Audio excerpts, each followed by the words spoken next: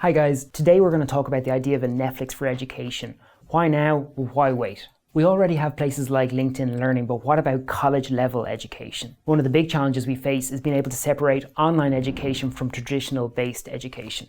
Do you know what happened at the beginning of cinema? People just filmed plays. The camera just served as an audience member that observed the play from a safe distance. It took years before people started exploring and discovering what they could do with this new medium. And from that, that's where we got stuff like the close-up, the tracking shot, juxtaposing images together to powerful effect. And things in the online education world aren't that different at the moment.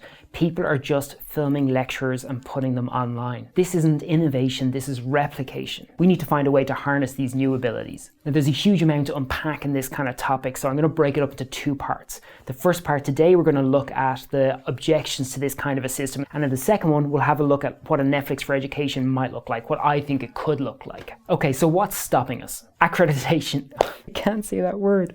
Accreditation. The truth is, not everyone wants a degree. Eventually, we're going to have to sit down and answer the uncomfortable question is, are we here to try and help people learn or to try and sell them degrees? If John down the street just wants to focus on the leadership module of an MBA, then why shouldn't we let him? And I'll go one further and say that if the module was good enough, then John will feel like he's gotten his money's worth and you now have a primed customer who may well invest in more modules or potentially the whole course. Remember, it's much easier to retain a customer than to get a brand new one.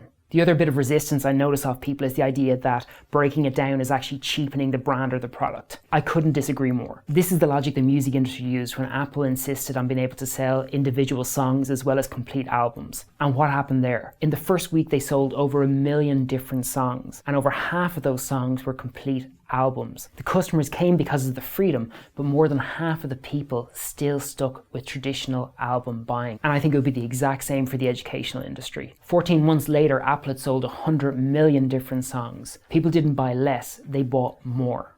We live in a time when educational systems around the world are underfunded and struggling. The best way to counteract this is with brave and bold new measures.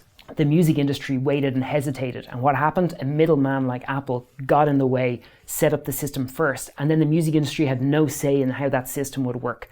Not only that, but Apple took 30% of the profits for their hard work. So why are we waiting? It's not a question of if, it's only a matter of when.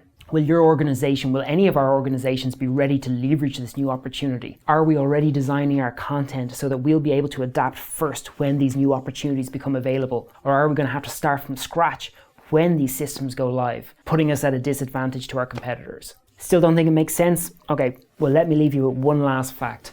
Last year, 500,000 people, that's 500,000 people, paid $40 a year to have access to the crossword in the New York Times. Just the crossword, not a single article read in the paper. That adds up to $20 million a year. Imagine what you could do with that kind of money. Okay guys, thanks for listening. In the next one, we'll get into a bit more of the fun stuff of actually wondering what could a Netflix for education look like.